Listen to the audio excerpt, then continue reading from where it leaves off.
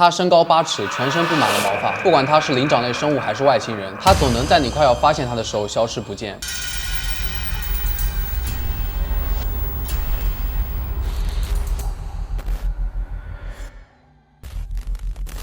Hello， 大家好，我是正正。有粉丝私信我说想看大脚怪。其实全世界都有类似猿类的大型野兽传说，毕竟世界这么大，人类未知的生物还有很多，所以本期就给大家带来这个有着神秘面纱，但是十分具有争议性的生物——大脚怪。大脚怪的传说已经覆盖了整个世界。在北美的民间传说中，据说大脚怪都是会直立行走的多毛生物，它们生活在旷野，给人类留下了蛛丝马迹。许多美洲原住民文化编写了口头传说，讲述了一种灵长类动物在非洲大陆森林中漫游。在这些故事中，大脚怪有时像人类，有时像猿。可能有7、8尺高，目击者描述称像大型直立猿猴，也说像毛茸茸的人类，尤其是在北美多山的西部地区，经常会听说有个7英尺高的多毛男人在森林当中游荡的故事，偶尔会吓到露营者、伐木工人、远足者等等。不仅如此，该生物的报告已经布遍了全国，特别是在1800年代末期和1900年代发生了几起目击事件，甚至还流传出一些照片和录像，增加了神秘的色彩。人们越来越好奇这个大脚怪了。大脚怪的传说是从1958年开始的。红宝石报的记者发表了题为《巨型足迹困扰了3位特里尼提河岸的居民》的文章，目击者是来自道路施工队，他们在布拉夫西发现了巨型脚印。这篇文章首次提及到大脚怪一词，记者还在专栏中调侃说，这也许是喜马拉雅山雪怪的亲戚。后来记者坦白说，他只是认为这个神秘的足迹会是很好的故事话题，就发出来了。没想到读者的反应特别好，也是大吃一惊。紧接着，另外一名记者也发表了相关文章，报道了一个来自北加州的伐木工人也目击到了大脚怪。大脚怪最著名的形象是出现在帕特森和鲍勃1967年拍摄的短片中，据说发生在加利福尼亚。帕特森发现他后，在不平坦的地面上爬行，一只手挥舞着相机，胶片在奔跑时变得模糊。他停下来，蹲在地上，然后将镜头对准了奇怪的人物。照片上，一个长着大猩猩毛发的生物正在走在空地上，背部弯曲，手臂很长。画面稳定了下来后，大脚怪正在大步向前走，转过来瞥了一眼，然后就消失在森林中。空气中弥漫着一股臭鼬的味道。整个短片不到1分钟就结束了。虽然有很多人觉得是假的，没什么可信度，但这仍然是至今为止报告目击中最佳证据了。一些研究过这个短片的科学家认为，这是一个穿着大猩猩服装的男人，是个骗局。即使有了很大的争议，也很难说出什么证据。2002年，经营服装公司的莫里斯声称他制作的短片中有大猩猩的服装，但是帕特森和鲍勃否认了，认为他这么说只是想引起别人对自己服装公司的注意，指责他是趁机打广告。此外，仔细看大脚怪的行走方式，人类是不会那么走路的。然而莫斯里回应是，当人类穿上了动物服装的时候，走路就是会不自然的，特别是戴上大猩猩的头时，只能将头转动大约1/4，而且大猩猩的服装的垫肩挡住了下巴，要向后看的话必须转过头，带动整个上半身。所以这就是短片里为什么大脚怪看着很扭曲的原因。40多年后，这部短片也没有被揭穿，它接受了科学家、法医分析师、好莱坞特效专家和服装设计师的严格审查。除了那些相信民俗的人，没有人能够完全解释它。在那个时期，大脚怪已经演变成了神话，在全国范围内传播。其实关于大脚怪还有许多目击报告，比如英国探险家埃里克在喜马拉雅山脉徒步旅行时就拍下了一张照片，声称足迹来自雪怪。2014年，伦敦佳士得拍卖行趁着大脚怪的话题的热度，以近5000美元的高价格出售了原始照片，可想而知当时大脚怪有多么风靡。1992年，一名资深研究员在书中讨论到所谓的大脚怪毛发、粪便、皮肤组织和鲜血，这些都没有文件记录或者相关研究，